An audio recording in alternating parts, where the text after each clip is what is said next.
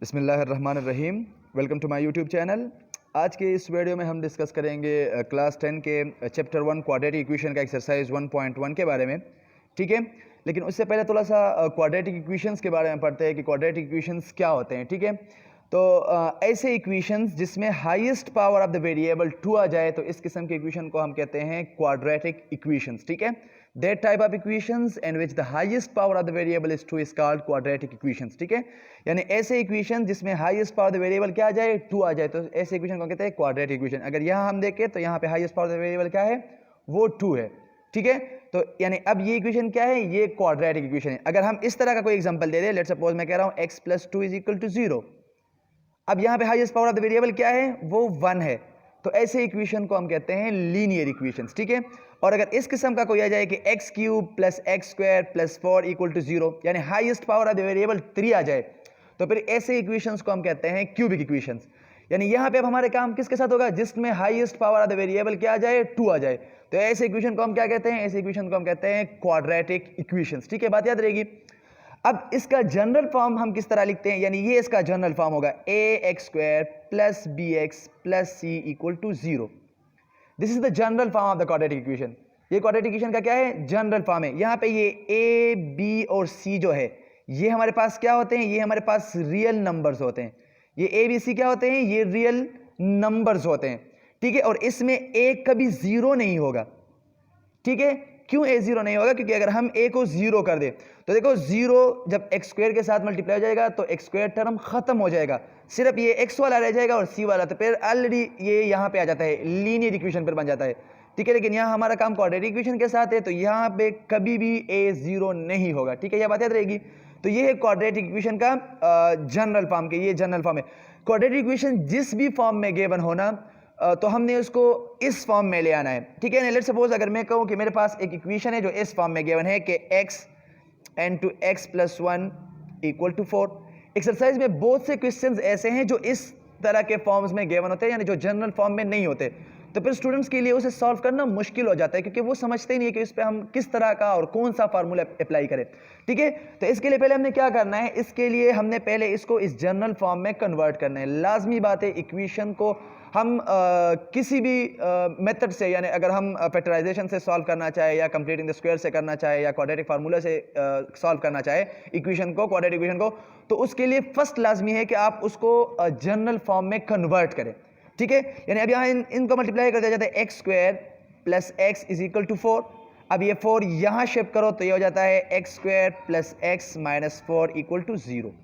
अब ये क्या बन गया, अब ये इस जनरल फॉर्म की तरह बन गया। देखो ax², यानी यहाँ पे है 1x² + 1x - 4 = 0, तो यहाँ a की वैल्यू 1 है, b की 1 है, c की -4 है।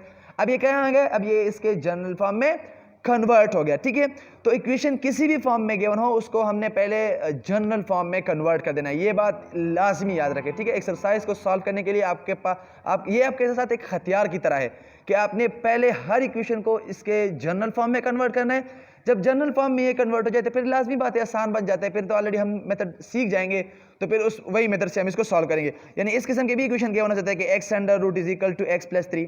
अगर ऐसा किस्म का इक्वेशन गिवन है, अब देखो ये हमें नज़र से तो क्वाड्रेटिक नहीं लग रहा है ना, क्योंकि हमें किसी कोई पावर 2 नहीं लग रहा है, नहीं दिख रहा है, तो अभी इसको हम जनरल फॉर्म में कन्वर्ट करेंगे। किस तरह करेंगे, इस दोनों साइड पे स्क्वायर ले लेंगे। ठीक है, तो यहाँ पे ये स्क्वायर रूट को ख़त्म कर देगा, तो ये हो जाएगा x = अब ये फार्मूला ओपन करेंगे तो ये हो जाता है x², ये हो जाएगा 6x + 9, ये फार्मूला ओपन हो गया ना। अब इस x को यहाँ शिफ्ट करो तो जाता है x² + 6x + 9 - x = 0। अब ये 6x से x हटाओ तो यहाँ पे हो जाएगा x² + 5x + 9 = 0। तभी देखो अब ये क्वाड्रेटिक इक्वेशन बन गया, यानी इसको जनरल फॉर्म में हमने कन्वर्ट कर दिया। अब ये बिल्कुल सिंपल हो गया। देखो अब इसको किसी भी मेथड से सॉल्व कर सकते हो, ये आसानी से जनरल फॉर्म में कन्वर्ट हो गया। तो इक्वेशन किसी भी फॉर्म में गिवन हो, हमने पहले इसको क्या करना है, इसके जनरल फॉर्म में कन्वर्ट कर देना है। ठीक है, ये हमारे पास एक हथियार की तरह होगा। ये डिफिनीशंस है, अगर आप नोट करना चाहते हो तो कर सकते हो। यानी जिस तरह मैंने बोला कि क्वाड्रेटिक इक्वेशन क्या होते हैं, कि that type of equation in which the highest power of the variable is 2, यानी एग्जाम्पल गिवन है और जनरल फॉर्म दिया हुआ है। मैंने बात एक्सप्लेन कर दी, ये यहाँ मैंने लिखा है, आप इसको नोट कर सकते हो। ठीक है, अपने साथ अभी हम आते हैं सॉल्यूशन ऑफ क्वाड्रेटिक इक्वेशन पे, कि हम क्वाड्रेटिक इक्वेशन को किस तरह और कौन से मेथड से सॉल्व कर सकते हैं। ठीक है। तो कहते हैं कि क्वाड्रेटिक इक्वेशन को सॉल्व करने के लिए हमारे पास 3 मेथड्स है, 3 तरीकों से हम क्वाड्रेटिक इक्वेशन को सॉल्व कर सकते हैं। एक है फैक्टराइजेशन, एक है कंप्लीटिंग द स्क्वायर मेथड, एक है क्वाड्रेटिक फार्मूला। अब इसको हम 1 बाय 1 एक्सप्लेन भी करेंगे और साथ में एक्सरसाइज पे में इस पे जो क्वेश्चंस है उसको भी सॉल्व करेंगे, ठीक है। यानी अब फर्स्ट वन हम थोड़ा सा फैक्टराइजेशन के बारे में पढ़ते हैं कि फैक्टराइजेशन क्या होता है, और इस पे हम एक्सरसाइज से क्वेश्चन भी सॉल्व करते हैं, ठीक है। तो अभी हम पहले आते हैं एक्सरसाइज 1.1 के क्वेश्चन नंबर 1 पे, ठीक है। इसको कहते हैं कि आप फैक्टराइजेशन से सॉल्व करें, ठीक है। फैक्टराइजेशन में हम क्या करते हैं, स्प्लिटिंग करते हैं इक्वेशन को फैक्टर्स में, ठीक है। अभी वो छोड़ो, यहाँ पे देखते हैं, कहते हैं कि solve each of the following equation by factorisation. Question number 1 है कि आप फैक्टराइजेशन से इस इक्वेशन को सॉल्व करें, ठीक है। अब इसमें 6 पार्ट्स गिवन हैं। फर्स्ट वन पार्ट किस तरह है कि x square plus 5x plus 4 equal to 0, कहते हैं आप इसको सॉल्व करें। अब मैं आपको तरीका बता देता हूं कि किस तरह करना है, इससे रिलेटेड फिर आपको जो भी क्वेश्चन मिलेगा फैक्टराइजेशन का आप इसको बासानी सॉल्व कर सकोगे। ये हम सोल्यूशन स्टार्ट करें। देखो मैं पहली बात को थोड़ा सा ध्यान से समझ लो, फिर आसान हो जाता है। देखो क्या करना है, यहाँ पे एक्स स्क्वायर का कोएफिशिएंट क्या है, वो 1 है, ठीक है। कुछ नहीं तो फिर 1 होता है, ठीक है। अब देखो इन दोनों को मल्टीप्लाई करेंगे, क्या करेंगे, मल्टीप्लाई करेंगे। यानी हमें मल्टीप्लिकेशन से क्या चाहिए, 4x स्क्वायर चाहिए, ठीक है। और ये एडिशन से 5x, यानी हमने ऐसे दो नंबर्स ढूंढने हैं जिसके मल्टीप्लिकेशन से 4 आ जाए और एडिशन से 5 आ जाए। ये बिल्कुल सिंपल होता है। आप क्या करें, 4 के फैक्टर्स फाइंड करें। यानी देखो 4 बराबर होता है 1 मल्टीप्लाई बाय 4 का, यानी 1 4 4 आता है, या हम कर ले तो 2 2 भी 4 आता है, ठीक है। अब देखो दो पॉसिबिलिटीज है।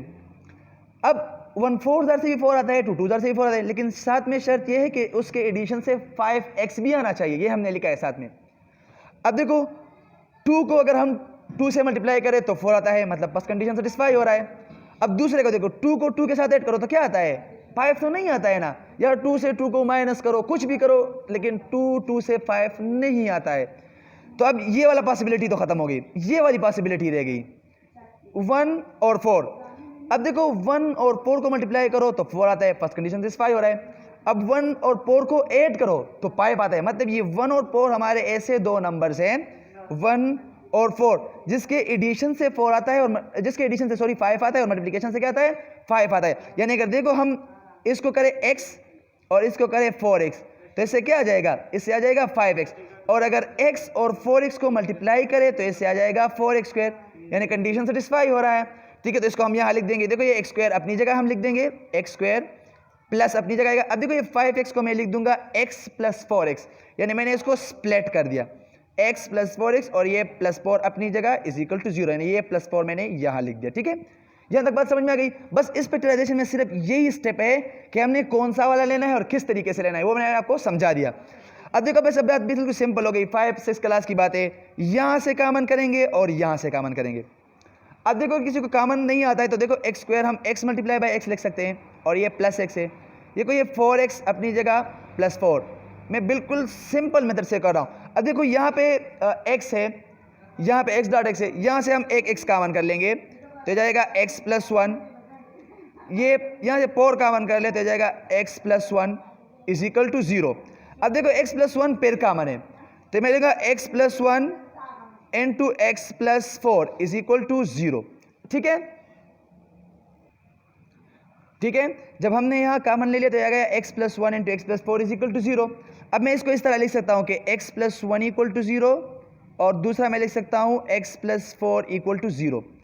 अब यहाँ एक क्वेश्चन आता है कि मैं इसे क्यों इस तरह लिख रहा हूँ, ठीक है। तो देखो यहाँ पे x plus 1 into x plus 4 ये दोनों मल्टीप्लीकेशन में है और इसके मल्टीप्लीकेशन से 0 आता है। तो अब यहाँ पे हमारे पास पॉसिबिलिटीज़ बनती है कि दो नंबर्स के मल्टीप्लिकेशन से तब 0 आता है अगर उसमें एक नंबर 0 हो या दोनों के दोनों 0 हो, ठीक है। अब मुझे यहाँ नहीं पता है कि कौन सा नंबर 0 है, ठीक है, क्योंकि मल्टीप्लिकेशन तभी 0 आता है।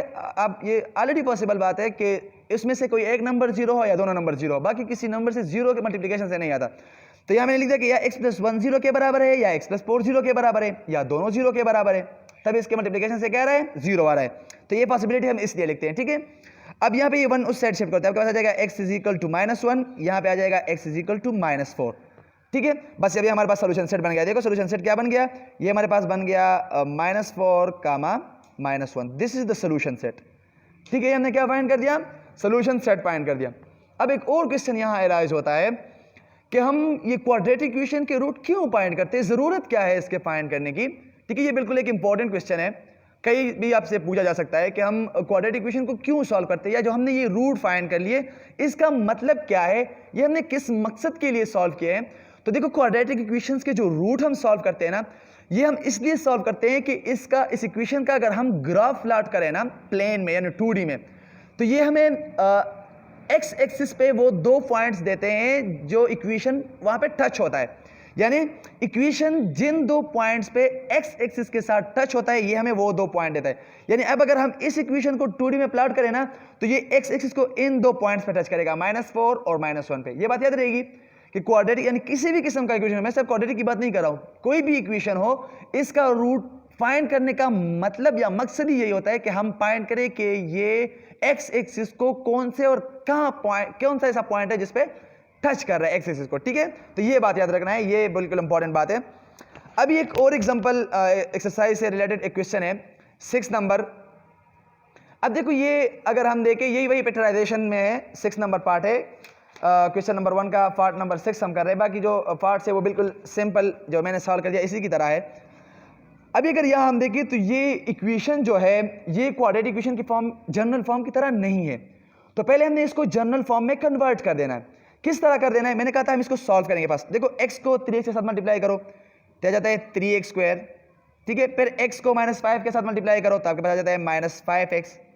ठीक है, फिर इज इक्वल टू, अब देखो x - 6 को x - 7 के साथ मल्टीप्लाई करना है, तो पहले इस x को इस x के साथ मल्टीप्लाई करो, फिर -7 के साथ करो तो जाता है x इंटू एक्स तो x², x इंटू -7 तो -7x, फिर ये -6 की बारी आती है, -6 इंटू एक्स तो ये आ जाता है -6x, और ये -6 -7 तो ये +42। ठीक है, ये यहां तक समझ आ गया, मल्टीप्लिकेशन हमने कर दिया। अभी वापस 3x² -5x इक्वल टू ये हो जाता है x², ये -7x और -6x इन दोनों को ऐड कर दो तो इससे आ जाता है -13x। यानी आप पे 7 रुपए किसी का कर्ज है, 6 और कर्ज हो गया तो -13, यानी कर्ज बढ़ रहा है। ठीक है, और ये हो जाता है +42। अब यहां पे जो सारे हैं इसको उस साइड अब इक्वेशन शिफ्ट कर दो तो जाता है 3x² -5x -x² +13x -42 is equal to 0। जब ये वैल्यूज यहां शिफ्ट हो जाते हैं तो इसके साइन चेंज हो जाता है। ठीक है, अब देखो ये 3x² -x² से आ जाता है 2x²। ठीक है, बात समझ में आ रही है ना, क्योंकि 3x² है आपके पास, 1x² किसी ने ले लिया तो आपके पास 2x² रह गया। ठीक है, अब ये -5x +13x तो इससे आ जाता है 8x, और ये -42 इक्वल टू 0। अब ये बिल्कुल जनरल फॉर्म की तरह बन गया। ठीक है, लेकिन हम इसको और भी थोड़ा सा सिंपल कर सकते हैं ताकि हमारा सोल्यूशन फाइंड करना आसान हो जाए हमारे लिए। अब इसको 2 पे बोथ साइड डिवाइड करो तो देखो, यहाँ जो 2 पे डिवाइड करोगे, यहाँ 2 पे डिवाइड करोगे, यहाँ पे और यहाँ पे, तो देखो 2 2 कैंसिल तो x² प्लस 2 4s आर 8, और ये -21 is equal to 0 divide by 2 बराबर होता है 0 का। अब देखो ये बिल्कुल सिंपलेस्ट फॉर्म में आ गया, जनरल फॉर्म में आ गया क्वाड्रेटिक इक्वेशन का। अब बात सिंपल हो गई। अब देखो, हमने ऐसे दो नंबर्स ढूंढने हैं जिसके मल्टीप्लिकेशन से हमारे पास क्या आ जाए, मैं यहां लिख देता हूं कि मल्टीप्लिकेशन से आ जाए -21x² और एडिशन से आ जाए 4x। ठीक है, अब हमने ऐसे दो नंबर्स ढूंढने। अब देखो 21 बराबर होता है 1 × 21 का, या 21 बराबर होता है 3 × 7 का। ये फैक्टर्स है इसके। ठीक है, मैं इसको इस तरह एक सर्कल में बंद कर देता हूं ताकि इक्वेशन से अलग लगे। ठीक है, अब देखो मैं 21 से 1 हटाऊं या 1 ऐड कर दूं तो इससे 4 किसी भी हालत में नहीं बनता। ठीक है, अब बात रह गई 3 और 7 की, यानी ये दो नंबर अब मैं यूज करूंगा। देखो यहाँ पे मैं इसको थोड़ा सा लंबा कर देता हूं ताकि यहाँ पे मैं लिख सकूं। यानी मैं नंबर यूज कर रहा हूं, एक 7 और एक 3। अब देखो 7 को 3 के साथ मल्टीप्लाई करो तो आपको मिलता है 21। ठीक है, लेकिन हमें क्या चाहिए, हमें चाहिए -21, यानी हमें इसमें से एक नंबर को माइनस करना होगा। अब ये मेन पॉइंट है कि कौन से नंबर को माइनस करें। अब लेट सपोज अगर मैं 7 को माइनस कर दूं, ठीक है, तो यहां पे -7 हो जाएगा तो ये -21 हो जाएगा। फर्स्ट कंडीशन सेटिस्फाई हो रहा है मल्टीप्लिकेशन वाला, बिल्कुल हो रहा है। अब ये -7 और +3 से क्या आता है, इससे आता है -4। लेकिन हमें यहाँ क्या चाहिए, यहाँ हमें चाहिए +4, मतलब ये 7 और 3 हमारे काम के नहीं है क्योंकि इससे -4 आ रहा है। तो हम एक और काम कर लेंगे, एक और पॉसिबिलिटी यूज करेंगे, हम यूज करेंगे 7 -3। ठीक है, अब देखो 7 को -3 के साथ मल्टीप्लाई करो तो इससे आ जाता है -21। ठीक है, फर्स्ट कंडीशन सेटिस्फाई हो रहा है। अब दूसरा कंडीशन हम क्या करते हैं कि 7 और -3 के एडिशन से, देखो इससे क्या आता है, तो इससे +4 आता है, मतलब हमें एडिशन से चाहिए था +4, मल्टीप्लिकेशन चाहिए -21, और ये दोनों कंडीशन, ये 7 और -3 वाला जो नंबर है ये सेटिस्फाई कर रहा है। तो इसका मतलब है कि वो दो नंबर्स क्या है, वो एक 7 है और एक -3 है। तो इस तरीके से हमने नंबर्स का सिलेक्शन करना है। ठीक है, तो अभी देखो ये हमारे पास है x² + 4x - 20। मैं यहां लिख देता हूं, देखो x² + 4x की जगह मैं लिखता हूं 7x और -3x, यानी +7x और -3x -21 = 0। यहां तक बात समझ में आ गई। अब देखो बात सिंपल हो गई, यहां से कॉमन करेंगे और यहां से वैल्यू कॉमन करेंगे। अब यहां पे x कॉमन है, x कॉमन कर दो, x + 7। इस तरह मैंने पहले एग्जांपल में किया कि इसको 2 टाइम लिख दो, x 1 कॉमन कर दो। यहां से मैं -3 कॉमन कर रहा हूं, तो यहां रह जाएगा सिर्फ x और यहां पे रह जाएगा +7 = 0।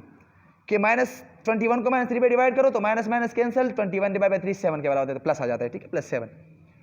अब यहां पर देखो तो x + 7 कॉमन है, तो x + 7 कॉमन कर लेंगे और ये हो जाता है x - 3 = 0।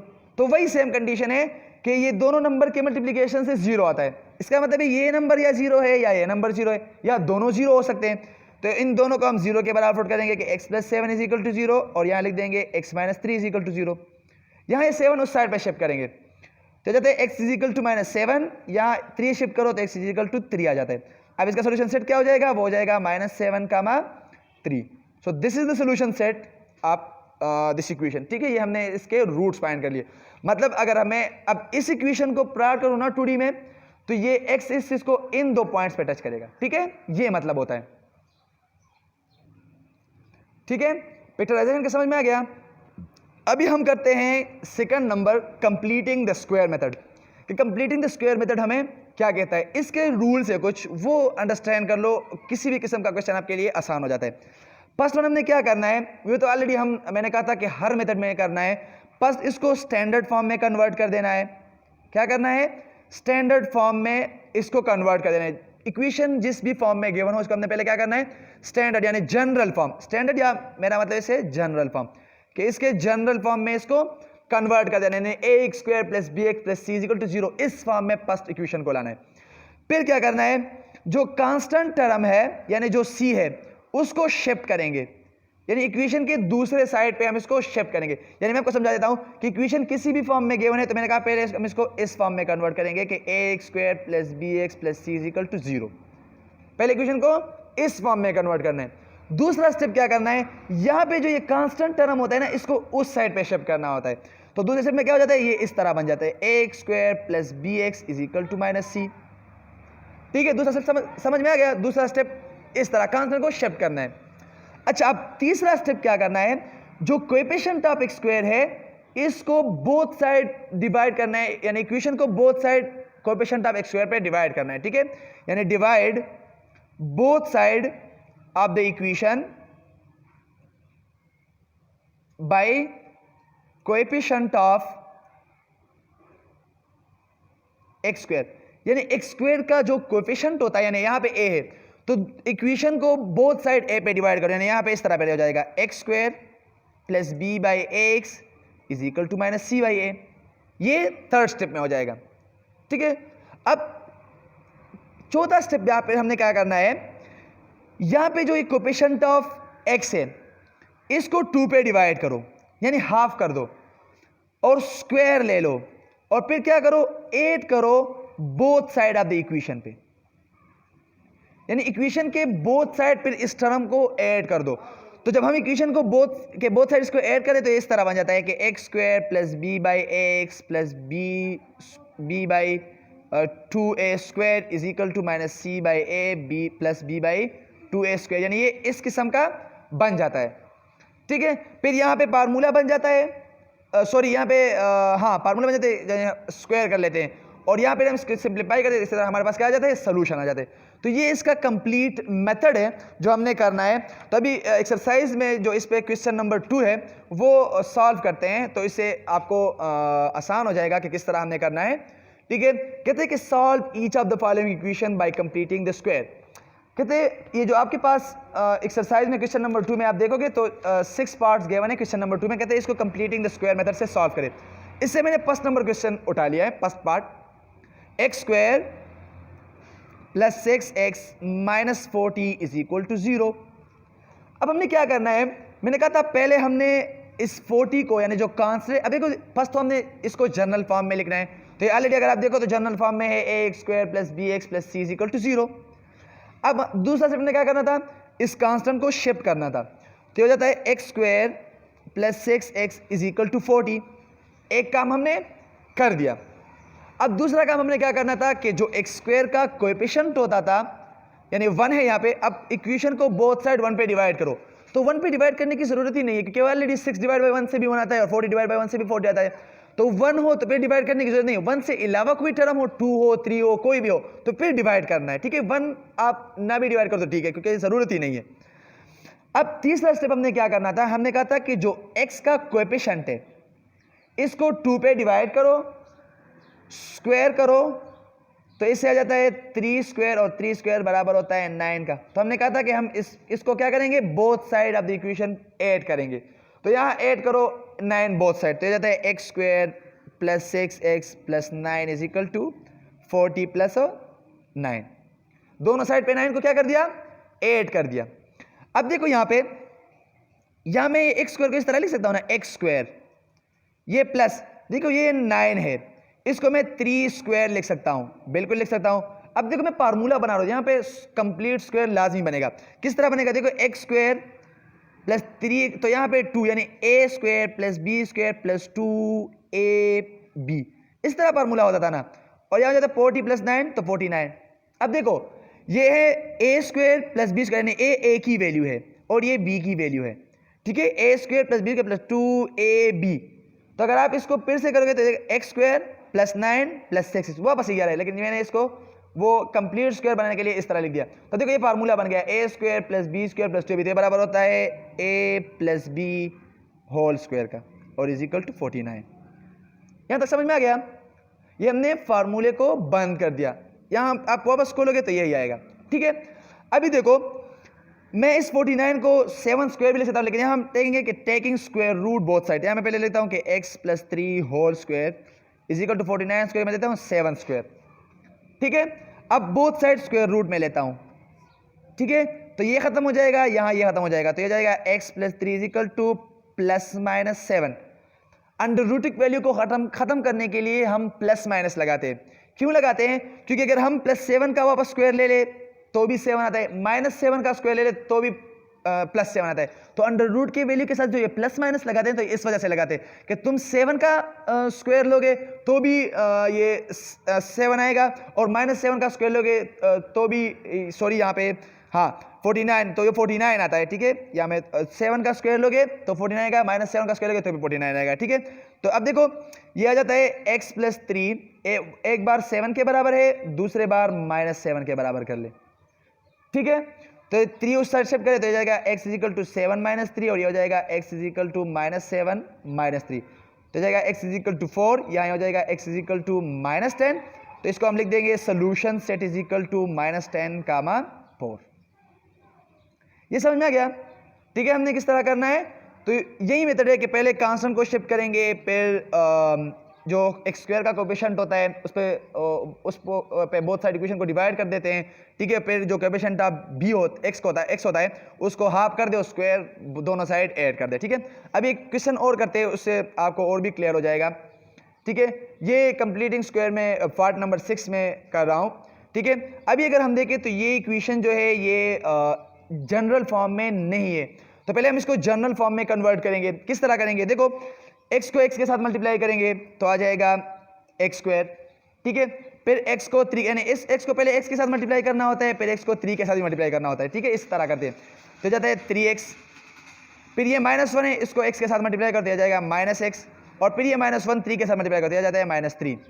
यहाँ सिंपल है 5x तो ये 5x आ जाते हैं और ये 5 2 तो ये +10 और ये -3। ठीक है, अभी देखो ये हो जाता है x² + 3x - 6 से आता है +2x और ये -3, ये 5x अपनी जगह, ये 10 - 3 से आता है +7। ठीक है, अभी इसको इस साइड शिफ्ट कर दो तो जाता है x² + 2x - 3 - 5x - 7 = 0। ठीक है, अभी देखो ये x² अपनी जगह 2x और -5x से आ जाएगा -3x, ये -3 और -7 आ जाएगा -10 = 0। अब अगर हम देखें तो ये जनरल फॉर्म में अब आ गया है, फर्स्ट स्टेप हमने कर लिया। अब दूसरा स्टेप हमने क्या करना होता है कि इस 10 को उस साइड पे शिफ्ट करना होता है। ठीक है, तो जाता है x² - 3x = 10। अब फिर से x² का कोएफिशिएंट 1 है तो डिवाइड करने की जरूरत नहीं है। अब यहां पे देखो ये x का कोएफिशिएंट क्या है, वो -3 है, तो इसको 2 पे डिवाइड करो और स्क्वायर करो और बोथ साइड इक्वेशन में इसको ऐड कर दो तो जाता है 9/4। अब बोथ साइड ऐड कर दिया जाता है x² - 3x + 9/4 = 10 + 9/4। ठीक है, अभी देखो यहां पे x को मैं लिखता हूं x² प्लस ये 9/4 है, इसको मैं लिखता हूं 3/2², बिल्कुल लिख सकता हूं। अब यहाँ फार्मूले में यहाँ पे माइनस है तो मैं -2 वाला फार्मूला यूज करूंगा। -2a तो a की वैल्यू क्या है, वो है x, b की वैल्यू क्या है, वो है 3/2। ठीक है, = यहाँ एलसीएम ले लो 4 और 10 तो ये 40 हो जाता है, 40 + 9 / 4, मैंने एलसीएम ले लिया। ठीक है, अभी देखो ये 2 के साथ कैंसिल हो जाता है, वापस -3 रह जाता है, वापस यही चीज आता है। लेकिन अब ये फार्मूला बन गया, देखो a² + b² - 2ab = a - b², यानी x - 3/2 होल स्क्वायर = ये 40 + 9 तो ये 49 / 4। यहां तक समझ में आ गया। अब देखो मैं इसको इस तरह लिखता हूं यहां पे कि x - 3/2 होल स्क्वायर = 49 को मैं लिखता हूं 7/2²। ठीक है ना, 49/4 को मैं 7/2² लिख रहा हूं। अब बोथ साइड स्क्वायर रूट ले लो, यहां ये खत्म हो जाएगा, यहां ये खत्म हो जाएगा, आपके पास हो जाएगा x - 3/2 = ±7/2। अब एक टाइम इक्वेशन को 7/2 के बराबर पुट कर लो, दूसरे टाइम x - 3/2 को -7/2 के बराबर पुट कर लो। ठीक है, तो इसको वहां शिफ्ट कर दिया जाता है, x = 7/2 + 3/2 और फिर हो जाएगा x इसको भी यहां शिफ्ट कर दिया जाता है -7/2 + 3/2। अब देखो यहाँ 2 एलसीएम हो जाएगा तो ऊपर सिर्फ एडिशन है, तो x = 7 + 3 10/2 और यहाँ हो जाएगा x यहाँ फिर से नीचे सेम नंबर है तो ऊपर सिर्फ एडिशन करो, -7 + 3 तो -4। ठीक है, तो देखो ये कैंसिल होता है, 2 5s are 10 और 2 2s are 4 तो ये -2, तो x = 5 आ गया और x = -2, तो सोल्यूशन सेट बन गया -2, 5। ठीक है, ये समझ में आ गया। इस तरीके से हम करते हैं कंप्लीटिंग स्क्वायर मेथड को। ठीक है, अभी थर्ड वन हम डिस्कस करते हैं क्वाड्रेटिक फार्मूला। अब पहले हम इस फार्मूले को प्रूव करते हैं कि ये कहां से आया और किस तरह आता है। ठीक है, तो पहले हम लिखते हैं general form of the quadratic equation ax² + bx + c = 0। ठीक है, अब देखो मैं इसको कंप्लीटिंग स्क्वायर से करता हूं। अब ऑलरेडी जनरल फॉर्म में तो गिवन है, अब ये c वहां शिफ्ट कर दो, तो आपको पता जाएगा ax² + bx = -c। ठीक है, फिर दूसरा स्टेप हमने क्या करना होता है, जो x² का कोएफिशिएंट होता है यानी a, अब इस a पे both side of the equation divide कर दो, यानी a पे डिवाइड कर दो इस तरह, तो यहां से ये a खत्म हो जाता है। आगे बढ़ जाते हैं x² + b/a x = -c/a। ठीक है, तीसरा स्टेप भी हो गया। अब चौथा स्टेप हमने क्या करना होता था कि x के जो कोएफिशिएंट होता है यानी b/a, इसको 2 पे डिवाइड करो और इसका स्क्वायर करो, दोनों साइड में ऐड करो। ठीक है ना, इस तरह, तो ये जाता है b²/4a², यानी b²/4a² क्या करो, यहां भी ऐड करो और यहां भी, तो इसके इससे आ जाता है x² + b/ax + b²/4a² -c/a + b²/4a²। ठीक है, यहां तक समझ आ गया। अब देखो बस वही सेम रूल है, एक्स का स्क्वायर कर लो प्लस ये b/2a हो जाता है, b/2a स्क्वायर। अब प्लस 2 फार्मूले का, a की वैल्यू x है, b की वैल्यू b/2a है, ठीक है, इज इक्वल टू यहाँ एलसीएम ले लेते, देखो यहाँ 4a स्क्वायर एलसीएम हो जाता है, ठीक है, 4a स्क्वायर एलसीएम हो जाता है। अब देखो यहाँ 4a स्क्वायर मल्टीप्लाई करोगे तो a को कैंसिल करेगा तो -4ac यहाँ बन जाएगा और यहाँ हो जाएगा b स्क्वायर, क्योंकि 4a स्क्वायर तो यहाँ पे ऑलरेडी एग्जिस्ट कर रहा है, ठीक है।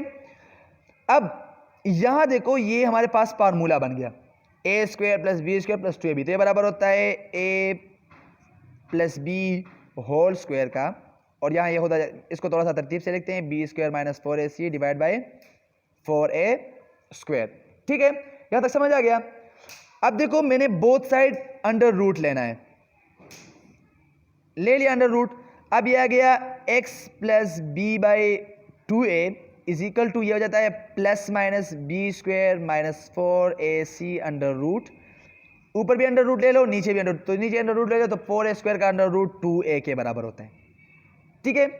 अब ये b/2a इस साइड पे शिफ्ट कर दो, तो देखो ये हो जाता है x is equal to minus b/2a plus minus है b square minus 4ac under root divide by 2a, तो देखो 2a तो एलसीएम यही 2a आ जाएगा, बस ऊपर सिर्फ एडिशन कर दिया जाएगा, minus b plus minus b square minus 4ac under root, and this is the formula which is called quadratic formula. ये हमारे पास क्या है, ये हमारे पास है क्वाड्रेटिक फार्मूला।